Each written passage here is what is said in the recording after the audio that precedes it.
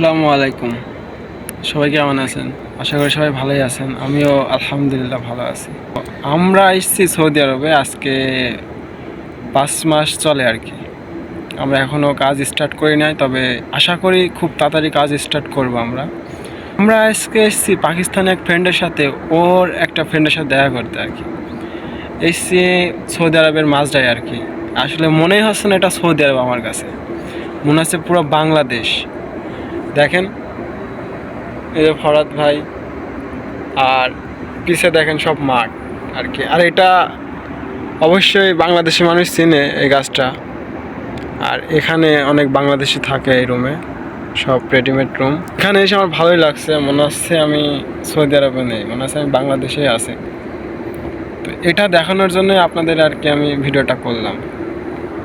এখন রাত বাজে প্রায় 12:30। সৌদি আরবের মাজরা, আসলে এখানে মাঠকে মাজরা বলে, ঠিক আছে। আর হিন্দি বেরিয়ে যাচ্ছে আমার আবার।